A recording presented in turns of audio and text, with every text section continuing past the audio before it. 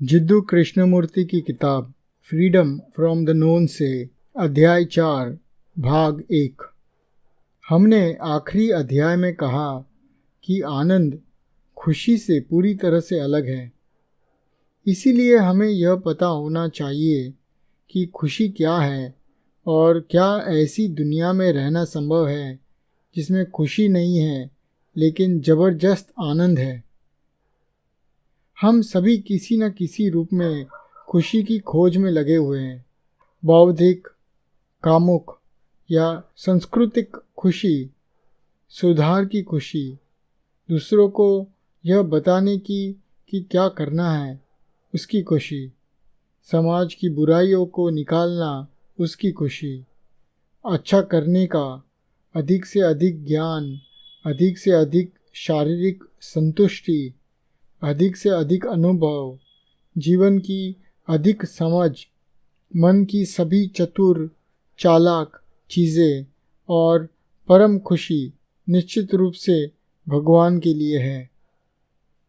प्रसन्नता और खुशी समाज की संरचना है। बचपन से मृत्यु तक हम गुप्त रूप से, चालाकी से या स्पष्ट रूप से खुशी का पीछा कर रहे हैं।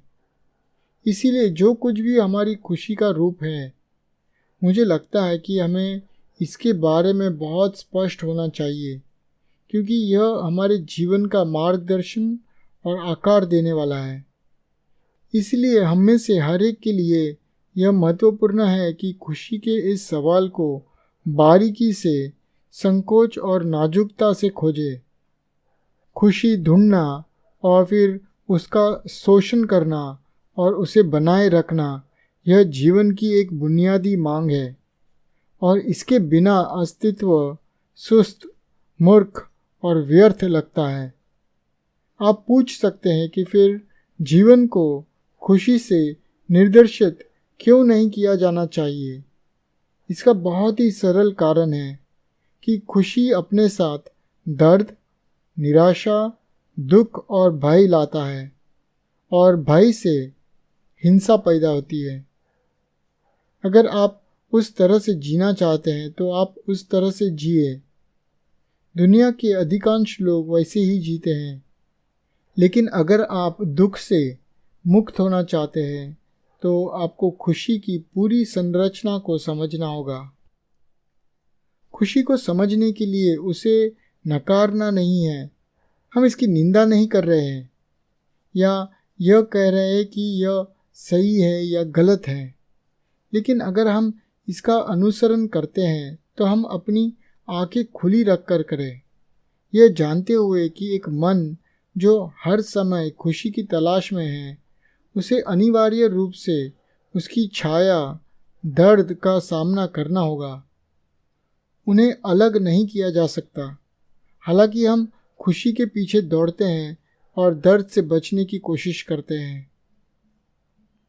अब मन हमेशा खुशी की मांग क्यों कर रहा है? ऐसा क्यों है कि हम खुशी के उद्देश्य के साथ नेक और खराब चीज़ें करते हैं? क्यों हम सुख और खुशी के लिए त्याग और कष्ट उठाते हैं? खुशी क्या है और यह अस्तित्व में कैसे आता है? मुझे आश्चर्य है कि क्या आप में से किसी ने खुद से यह सवाल पूछा है और अंत तक जवाब ढूंढने की कोशिश की है। खुशी 4 चरणों में आता है: धारणा, संवेदना, संपर्क और इच्छा।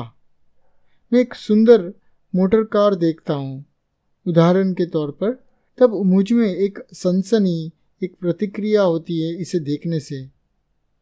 फिर मैं इसे छूता हूँ या इसे छूने की कल्पना करता हूँ और फिर इसे मैं हासिल करना चाहता हूँ और खुद को इसमें दूसरों को दिखाने की इच्छा होती है। या मुझे एक प्यारा बादल या आकाश के नीचे एक पहाड़ या एक पत्ता जो बसंत में आया है या एक गहरी घाटी जो प्रेम और वैभव से भरी है या एक शानदार सूर्यास्त या एक सुंदर चेहरा, बुद्धिमान, जीवित, आत्मसचित नहीं और इसीलिए अब सुंदर नहीं है। मैं इन चीज़ों को गहरे आनंद के साथ देखता हूँ और जैसे कि मैं उन्हें देखता हूँ, कोई प्रेक्षक, कोई देखने वाला नहीं रहता। केवल प्रेम की तरह सरासर सुंदरता रह जाती है। एक पल के लिए मैं अपनी सभी समस्याओं, चिंताओं और दुखों से अनुपस्थित हूँ। केवल वही अद्भुत चीज़ रह जाती है।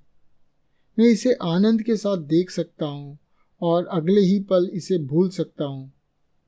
या फिर मन अंदर कदम रखता है और फिर समस्या शुरू हो जाती है। मैंने जो देखा है उस पर मेरा दिमाग सोचता है और सोचता है कि यह कितना सुंदर था। मैं खुद से कहता हूँ कि मुझे इसे और कई बार देखना है। सोच तुलना शुरू कर देता है, फिर उसको जांचता है और कहता है कि यह कल फिर से होना चाहिए। एक अनुभव की निरंतरता जिसने एक सेकंड के लिए खुशी दी है, उसे विचार द्वारा बनाए रखने की कोशिश होती है। इसी तरह से भले यह यौन इच्छा हो या कोई अन्य इच्छा हो, यह एक समान ही है। इच्छा कुछ गलत नहीं है।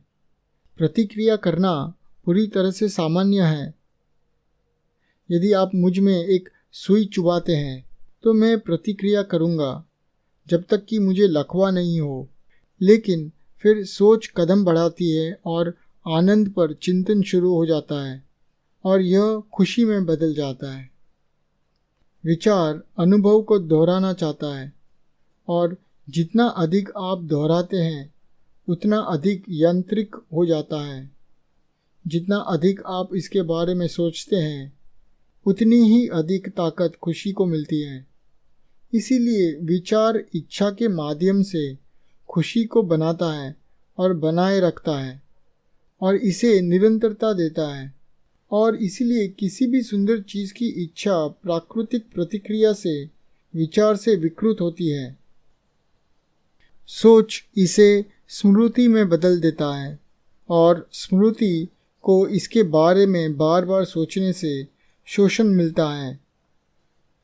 बेशक स्मृति का एक निश्चित स्तर पर एक स्थान है।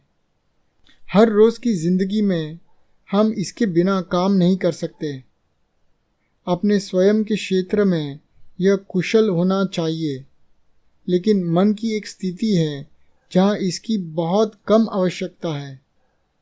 एक मन जो स्मृति से अपंग नहीं है, उसे वास्तविक स्वतंत्रता है।